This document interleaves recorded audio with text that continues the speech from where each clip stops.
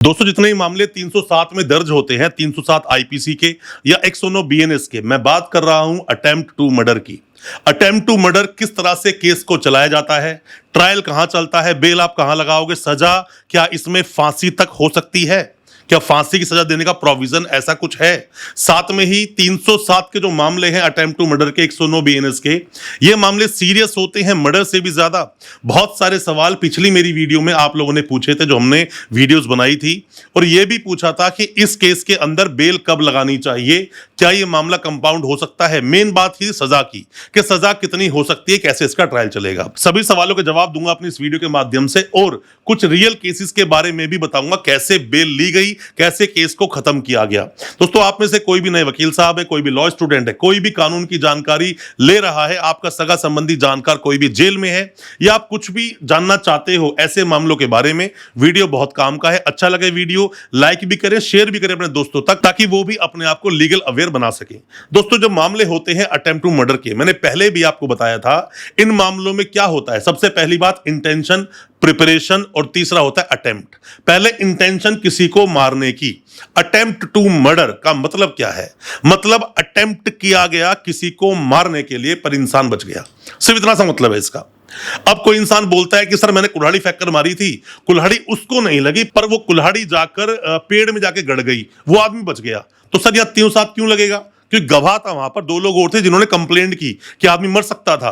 अब दूसरा आदमी बोलता है कि सर मैंने ऊपर से इतना बड़ा एक पत्थर इंसान को ऊपर से मारा, पर वो इंसान वहां से बस हट गया तो उसके पैर पे जाकर लगा। अगर सर पे लगता इंसान मर सकता था, तो पत्थर से भी अटेम्प्ट टू मर्डर हो सकता है। दोस्तों कोई भी ऐसा कृत्य, कोई भी ऐसी घटना, अगर कोई भी ऐसी चीज की गई, अटेम्प्ट किया गया, जिससे अगर वो अटेम्प्ट पूरा हो जाता तो ऐसे में इंसान मर जाता, यहां पर अटेम्प्ट टू मर्डर लगेगा।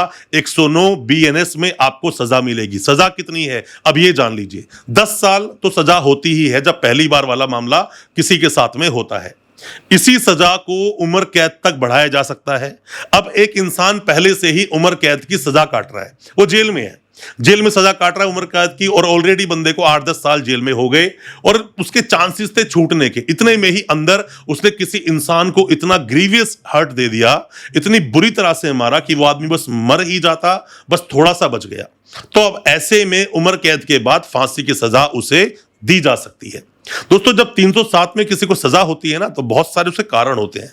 कारण कौन कौन से होते हैं? गवाह होते हैं। पहली बात तो गवाह होते हैं जो बोलते हैं कि हाँ इस इंसान ने ऐसा कृत्य किया, इस इंसान ने ऐसा अटेम्प्ट किया। मैंने आपसे क्या बताया था? सबसे पहले इंटेंशन होती है किसी को मारने की। मेरी इंटेंशन है आपको मारने की।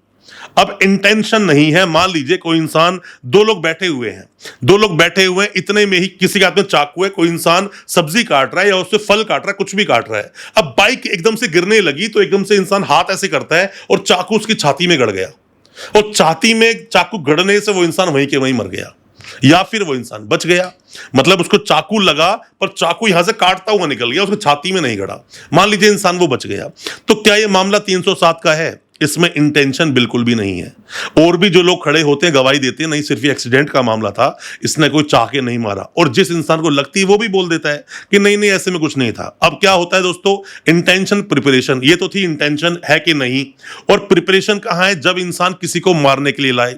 अब इंसान बोलता है कि दोस्तों के बीच में गया और एक वो पहले से रिवॉल्वर लेकर आया था, वो देसी कट्टा लेकर आया था, झड़प हुई किसी इंसान से, पहले से उसकी रंजिश थी। दोस्तों इंटेंशन को देखने के लिए बहुत कुछ देखा जाता है। पहले से इंटेंशन क्या थी, रंजिश थी कि नहीं, पहले से उसकी क्या ऐसी कोई मंशा थी कि इस आदमी को मारना ही है। अब दोस्तों के बीच में वो आदमी कट्टा लेकर आया, और जिससे रंजिश थी उस इंसान को बहुत पहले उसने गाली वाली दी, भड़काया और बहुत उकसाया, उसके बाद लड़ाई झगड़ा हुआ, निकाला कट्टा और उसके सर में गोली मार दी। तो यहां पर तो प्रिपरेशन भी है। प्रिपरेशन मतलब वो कट्टा लेकर आया, इसे बोलते हैं प्रिपरेशन।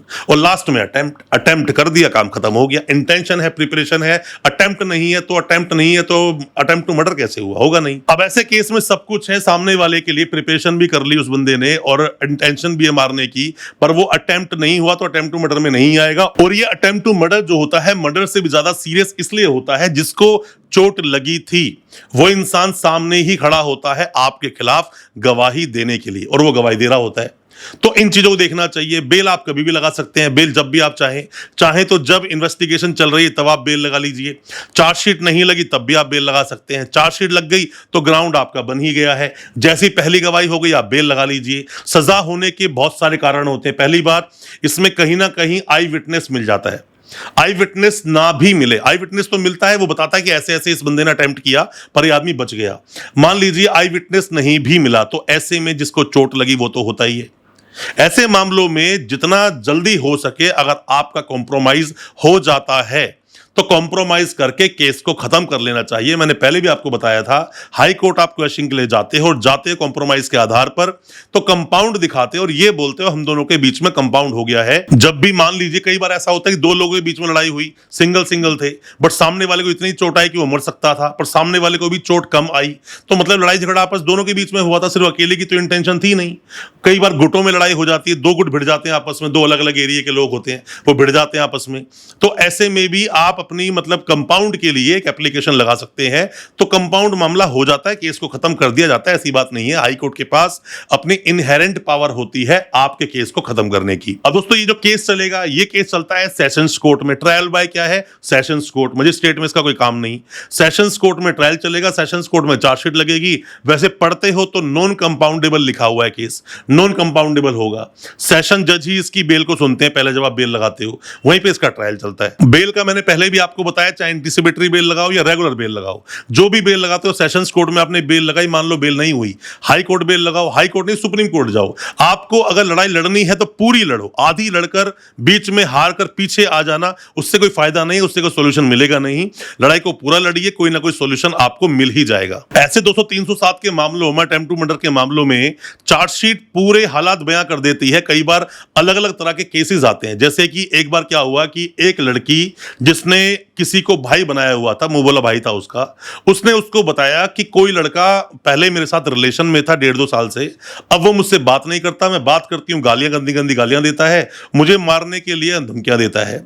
उस भाई ने सुनी, उस भाई का जो थोड़ा सा नेचर था, थोड़ा सा एग्रेसिव था, उसने उस बंदे के जहां पर वो काम करता था उसके रास्ते में घात लगा दी। वो गया, उसका एक दोस्त और भी था, जैसे ही उसने आते हुए उसको देखा तो उसने वहां सीधा पकड़कर, उसके हाथ में छोटा एक चाकू था, उसने मारने शुरू कर दिए।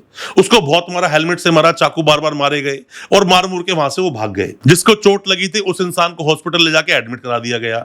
सीसीटीवी में डिटेल आ गई। जब उसको पकड़ा गया बंदे को, ये बंदा कौन था जिसने मारा, पकड़ने के बाद में उसने बोला कि मुझे तो मेरी बहन ने कहा था मारने के लिए, या हो सकता है कि उसने यही बोला हो कि मैं गुस्से में आ गया, बट स्टोरी बनाई गई पुलिस के द्वारा कि उसकी बहन ने उसको बोला मारने के लिए। अब बहन भाई है तो पैसे का लेन देन तो अकाउंट में कई बार हो जाता है, उधार कोई मांगता है, तो अपने भाई को उसने उस घटना से 2 महीने पहले उस लड़के के पेटीएम पर 10,000 रुपए डाले थे, उसको मुद्दा बना दिया पुलिस ने कि देखो यहां फ्रॉती भी दी गई थी। तो ये भी कई बार मामला होता है। एक केस ऐसा आप समझ लीजिए कि कहीं पर कुछ लोग, मतलब कुछ लड़के रात को ड्रिंक वगैरह कर रहे थे रोड पे खड़े होकर, सामने से गाड़ी आती है, गाड़ी में वो देखते हैं तो वो उनके पुराने दुश्मन निकलते हैं। ये रंजिश थी किसी इलेक्शन की, इलेक्शन से रंजिश चलती आ रही थी, दोनों गुटों में आपस में लड़ाई झगड़ा हो जाता है, वो भी मारते हैं ये भी मारते हैं, पत्थरों से एक दूसरे को मारते हैं। और अक्सर ऐसे गुटों में जो लड़ाई होती है तो एक ना एक के चोट बहुत भयंकर आई जाती है। उनमें से एक के चोट बहुत ज्यादा आ गई, जिसके चोट आ गई उसने नाम लिखवा दिए कि ये सब लोग थे, सब लोग नाम, क्योंकि वो जानता था पहले, सबके नाम लिखवा दिए। यहां पे मामला फिर से अटेम्प्ट टू मर्डर का बन गया। तो दोस्तों ऐसे मामले कई सारे अलग अलग तरह के बन सकते हैं। यह देखा जाता है कि जो अटेम्प्ट हुआ क्या उस अटेम्प्ट से सामने वाला मर सकता था। तो अटेम्प्ट टू मर्डर के केस को लड़ने से पहले बहुत सारी बातों को जान लेना चाहिए। ऐसे ही केस को आसानी से नहीं लड़ा जा सकता, इसमें सजा हो सकती है अगर आपने पहले ही प्रिकॉशंस नहीं लिए। दोस्तों आप में से कोई भी ऑनलाइन कंसल्टेंसी लेना चाहता है, दिए गए नंबर पर व्हाट्सएप कर सकता है, या फिर कोई भी सवाल दिल में है नेक्स्ट वीडियो किस टॉपिक पर लेकर आए, कमेंट बॉक्स में जरूर बताना, उसकी वीडियो हम लेकर आएंगे। अच्छा लगा हो आज का वीडियो, चैनल को सब्सक्राइब करना बिल्कुल ना भूलें, साथ में लगा बेल आइकन जरूर दबा दें ताकि इसी तरह की लीगल अवेयरनेस की वीडियोस दोस्तों आप तक पहुंचा सके सबसे पहले। बहुत बहुत शुक्रिया दोस्तों, धन्यवाद हमारी इस वीडियो के साथ बने रहने के लिए।